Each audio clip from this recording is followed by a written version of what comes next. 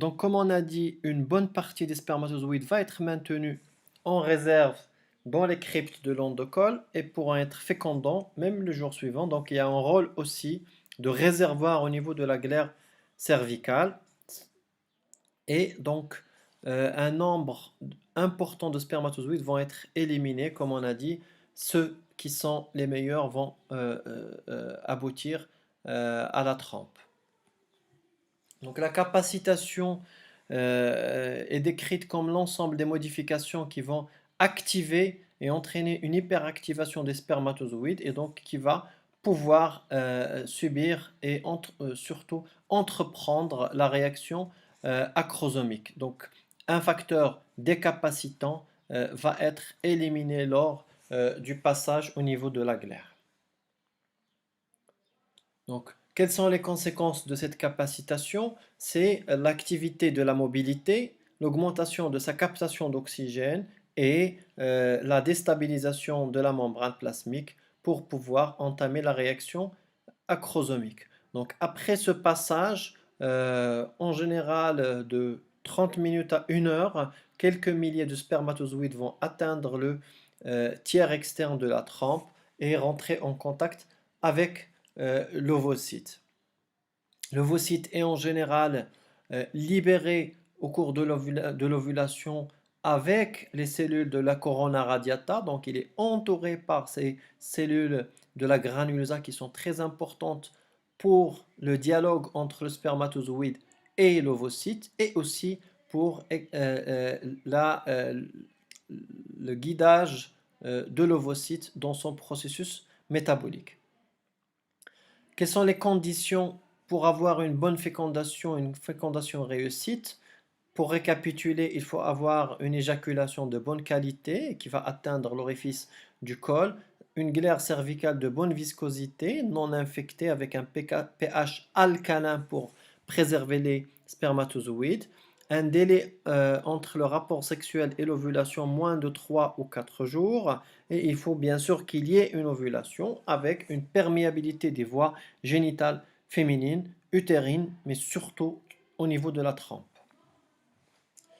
Donc la prochaine étape après le déplacement et le trajet fait par ces spermatozoïdes, c'est la rencontre des gamètes qui se fait en plusieurs étapes. La première étape, c'est dès qu'il y a ce contact entre le spermatozoïde et les cellules de la granulosa, on va avoir l'activation de la réaction acrosomiale avec le début de libération de ces enzymes qui vont percer le chemin du spermatozoïde entre les cellules de la granulosa et puis aussi, surtout, au niveau de la zone pellucide pour permettre aux spermatozoïdes de se retrouver dans ce qu'on appelle l'espace périvitélin, c'est-à-dire entre la membrane plasmique de l'ovocyte et la zone pellucide.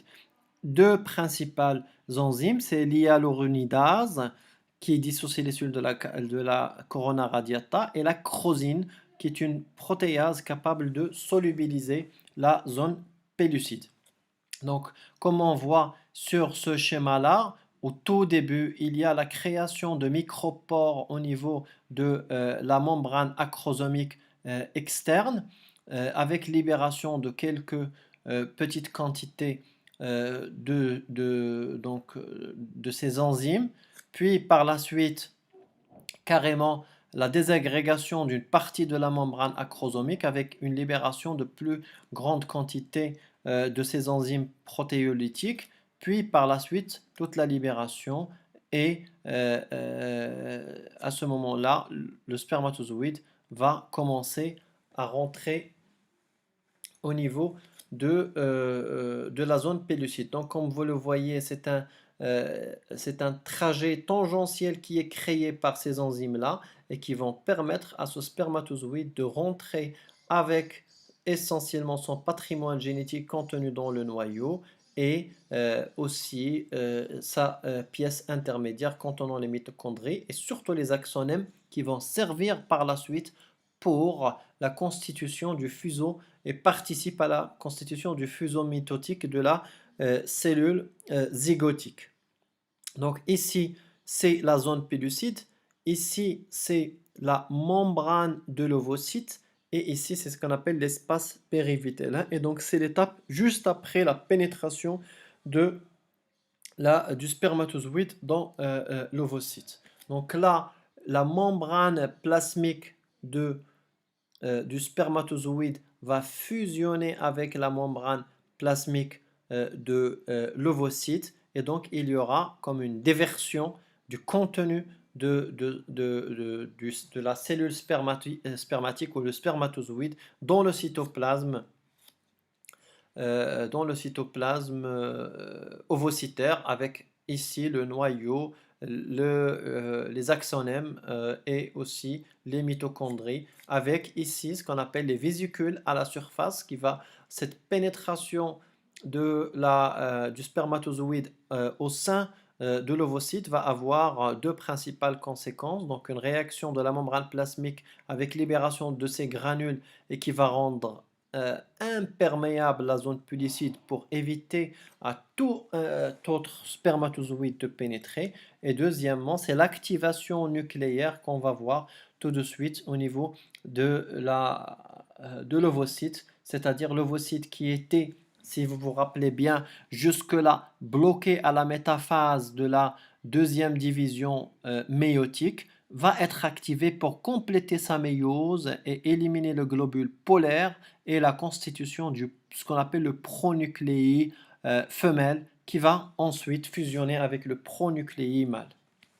Donc là, ça résume les étapes. Comme vous le voyez, donc c'est le spermatozoïde qui s'approche, qui va entraîner une désagrégation par le biais de la réaction acrosomique des cellules de la granulosa.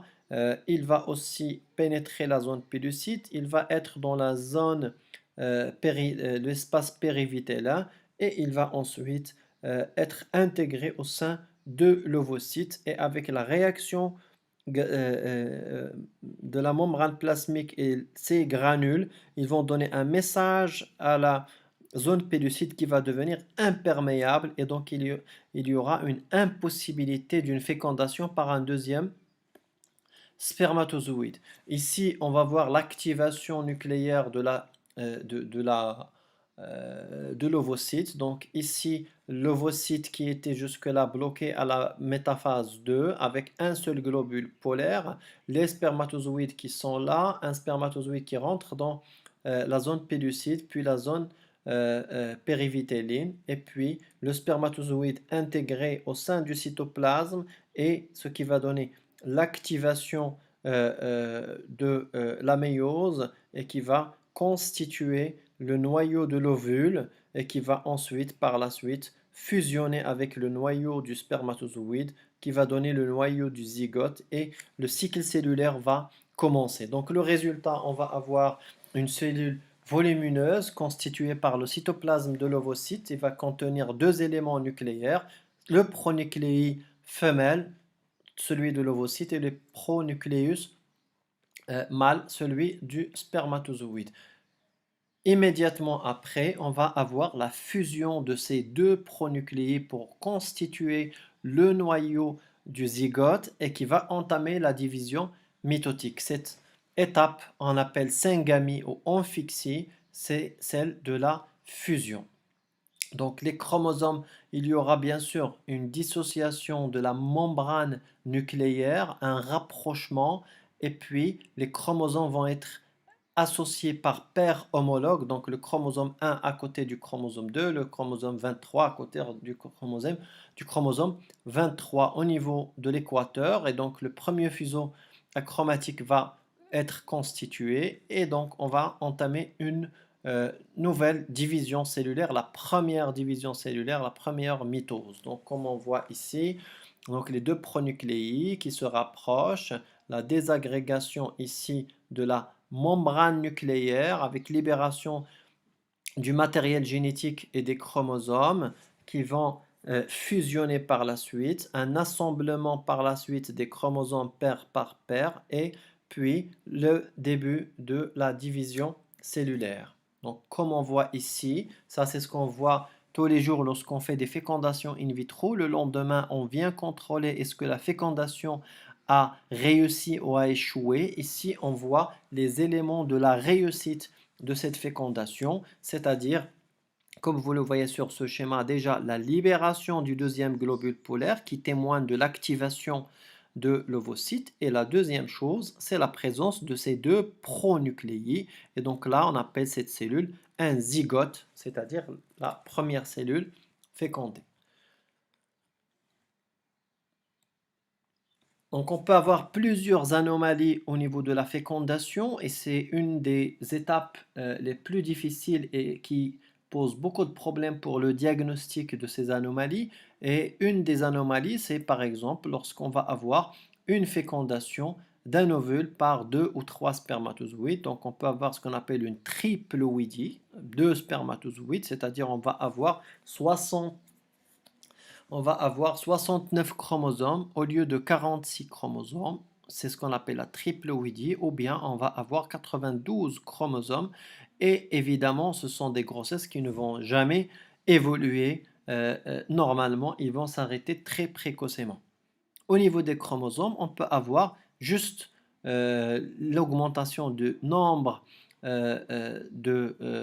ou diminution de nombre des chromosomes, c'est-à-dire au lieu d'avoir 46, on peut avoir 45, c'est ce qu'on appelle la monosomie, ou bien avoir 47, c'est ce qu'on appelle la trisomie. Il y a la trisomie 21 qui est la plus connue, qui est compatible avec la vie, mais qui entraîne un retard mental, et il y a d'autres trisomies qui sont incompatibles avec la vie. Donc, une des applications de la connaissance de cette fécondation, c'est ce qu'on fait tous les jours au niveau des laboratoires de fécondation in vitro, où on va recueillir les ovocytes des femmes par une ponction de l'ovaire et qu'on va mettre au laboratoire. On va prendre les spermatozoïdes et on va les mettre ensemble dans un milieu de culture et ça va donner des embryons qu'on va transférer par la suite au niveau de l'utérus. Ça, c'est là ce qu'on appelle la fécondation in vitro classique. Parfois, lorsque ces spermatozoïdes ne peuvent pas féconder cet ovocyte, on va faire ce qu'on appelle l'injection intracytoplasmique de spermatozoïdes. On va prendre un spermatozoïde qu'on va mettre à l'intérieur directement de la cellule, comme vous le voyez ici, micro-injection. Cette micro-pipette sous microscope, on va injecter à l'intérieur et libérer le spermatozoïde à l'intérieur de la cellule. Donc ici, une petite vidéo qui résume un petit peu ce qu'on a vu. Et donc là, après l'éjaculation, des millions de spermatozoïdes vont passer dans la filière génitale. Vous voyez qu'il y a comme une course du premier spermatozoïde qui va pouvoir arriver au contact de l'ovocyte et donner une nouvelle vie par la fécondation de cet ovocyte. Ici, au niveau du col, des millions de spermatozoïdes vont se passer. Et donc, il y a, comme on avait dit, les obstacles de la glaire. Donc, seuls ceux qui sont capables de percer et d'avoir une énergie et une mobilité importante vont arriver. Donc là, quelques milliers vont arriver au niveau de la cavité utérine qu'on voit ici. Et donc, vous voyez que au niveau de la cavité utérine, il y a les deux ostiums tubaires, c'est-à-dire les orifices de la trempe, et on va avoir donc ces spermatozoïdes qui vont aussi à un deuxième point de sélection au niveau de, de cet orifice-là. Là, au niveau de la trempe, avec tous les cryptes de la muqueuse tubaire, vous voyez ce qu'on appelle les cils vibratiles de la muqueuse tubaire qui vont aider les spermatozoïdes par un péristaltisme. Les contractions de la trempe vont aider les spermatozoïdes à progresser pour aller vers la région externe où l'ovocyte a été déposé. Et donc, vous voyez ici l'ovocyte avec les cellules de la granulosa. Donc, quelques centaines de spermatozoïdes vont rentrer au contact et vont essayer de trouver le chemin à travers la libération de leurs protéines qui était dans l'acrosome, c'est la réaction acrosomique. Et donc, vous voyez que donc chaque spermatozoïde essaye de percer pour rentrer déjà et être au contact de la zone pellucide. Puis, par la suite, voilà, quelques-uns. Là, un spermatozoïde au contact de la zone pellucide, il va rentrer au contact, libérer les protéases, notamment la crosine, et essayer de percer. Et vous voyez là, il perce la membrane de la zone pellucide. Et une fois il est rentré, ça y est, la zone pellucide est devenue imperméable. Il n'y a plus de possibilité pour un autre spermatozoïde de rentrer.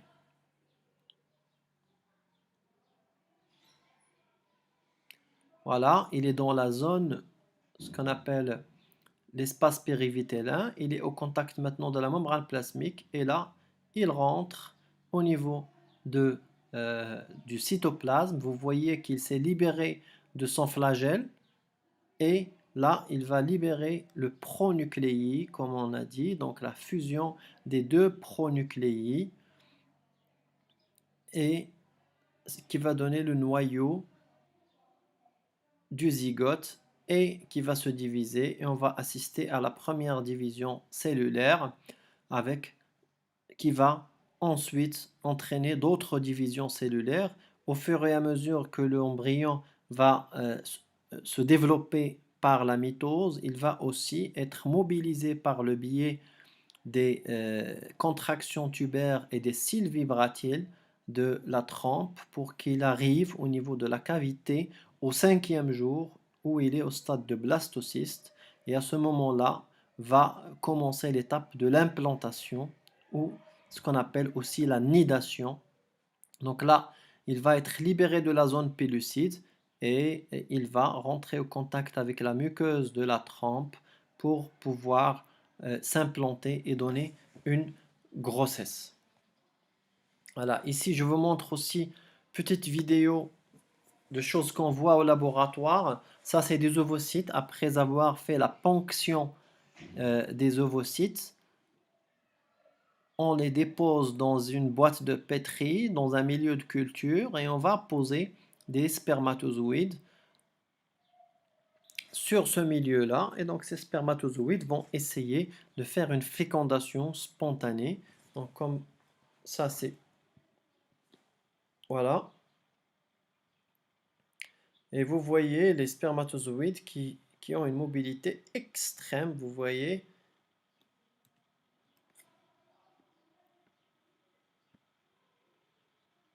des spermatozoïdes qui sont mobiles, extrêmement mobiles, et qui vont être au contact ici de la zone pellucide à ce niveau-là. D'accord? Donc, qui n'arrive pas à rentrer, et probablement un seul va rentrer. Évidemment, avec ce grossissement, on ne va pas voir le spermatozoïde qui rentre à l'intérieur, mais vous voyez là que la zone pellucide est devenue épaisse, d'accord, à ce niveau-là, et les spermatozoïdes ne vont pas plus pouvoir rentrer parce que probablement il y a un spermatozoïde qui est rentré et qui a entraîné cette réaction, et donc ça y est, c'est bloqué. Les autres ne peuvent plus rentrer. La même chose, vous voyez, donc sur les autres ovocytes. Voilà, celui-là, il n'y a pas encore eu de pénétration du spermatozoïde, celui-là aussi. Voilà. Donc voilà. En conclusion, la fécondation est une étape clé de la procréation. Il faut pour réussir cette étape, il faut l'intégrité des filières mâles et femelles. L'ovulation et la spermatogénèse doivent être parfaites et il faut avoir des conditions moléculaires parfaites pour la réussite. Et je vous remercie.